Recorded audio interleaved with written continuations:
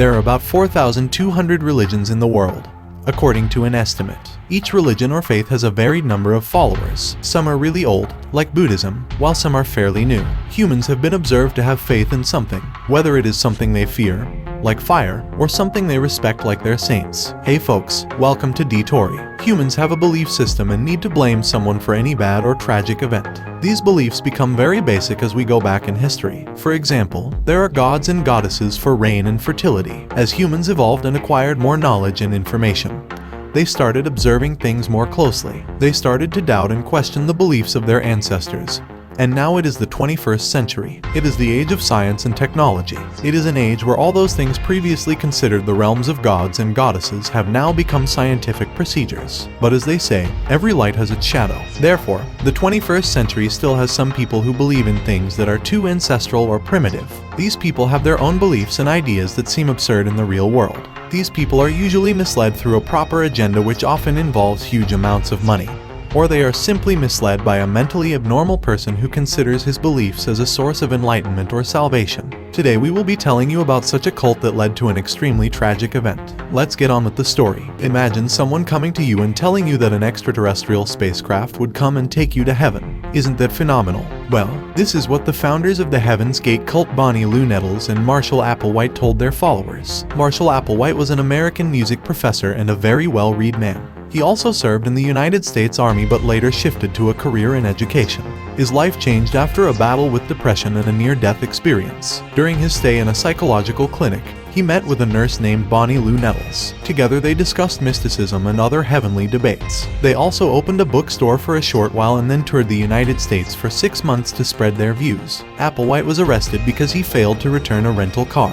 He was sentenced to 6 months in prison. There he further developed his belief. When Applewhite was released, they traveled to Oregon and California, gaining a group of committed followers. At first they told their followers that they would be visited by extraterrestrials who would take them to heaven. Later, they took a new approach and began telling their followers that their bodies were mere containers of their souls, which did not matter. But why were they doing it? There was certainly a reason behind it. One of their founders, Bonnie Lou Nettles, died because of cancer. This raised a huge question mark on the philosophy of their religion, which was literally based on leaving this place and going to outer space to heaven with the help of extraterrestrials. When this question began to raise concerns for the group, they shifted their philosophy slightly, and then they started preaching that their body is a mere carrier, a carrier of their souls, and it has no meaning. Their body was not that necessary, and only the soul mattered. They also received huge funds in the 70s. Nettles died in 1985, and the group was quiet for a while. It resurfaced again in the 90s and began recruiting new members. The turning point for this group was the discovery of the Comet Hale-Bopp. This changed the whole perspective of the Heaven Gate followers. They started to believe that an alien spacecraft was on its way to Earth. This spacecraft was hidden from the eyes of humans, but they were a firm believer that this spacecraft was behind the comet. Excited and even more motivated, Marshall Applewhite rented a large home in Rancho San Fe. He also told the homeowner that his group consisted of Christian-based angels. Applewhite was also against all types of sexual activities and promoted sexual abstinence. Many of his followers also wanted castration, following the footprints of their leader. The group members lived in seclusion and often released videos on their website,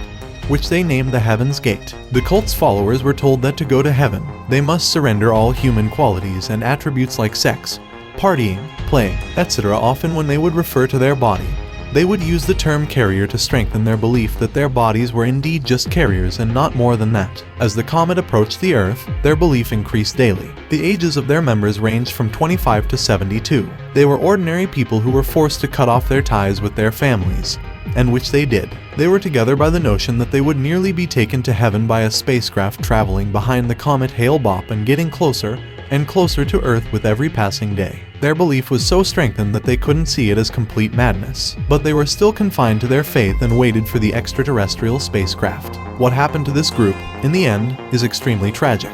The members of this group were firm in their faith that their bodies were just carriers and their souls would be taken away. They believed that the Earth would be recycled in the year 2027, and people should save themselves from it by doing an absurd thing, and that is suicide. This became the tragic end of the founder of the cult, Marshall, and his followers. On March 27, 1997, the police received an anonymous tip. When they followed this tip, they reached a compound. They entered this compound and saw a Mediterranean-style interior. This was going to be far from interesting because what they saw there was the largest mass suicide in American history. They saw 39 bodies lined up perfectly in bed bunks, and all were wearing matching outfits and Nike sneakers. There were no signs of physical violence, aggression, or trauma. They all had died peacefully, and the cause of death was something that didn't require much violence to get into effect. They drank a lethal mixture of phenobarbital and vodka. They drank this lethal mixture and lied down in the hope of leaving their bodies, which they considered mere carriers, and hoped for their soul to reach their so-called heaven soon. The members left video diaries explaining their suicide,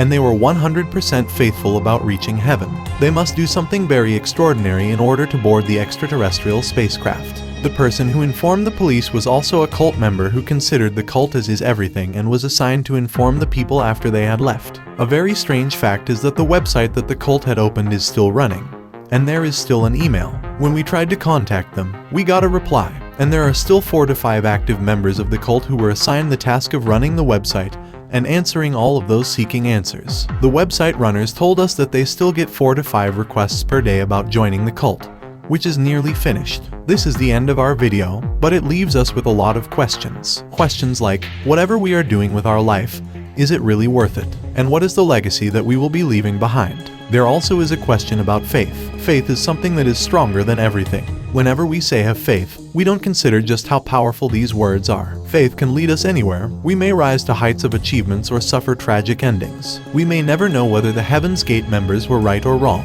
but we surely know that they had extreme faith.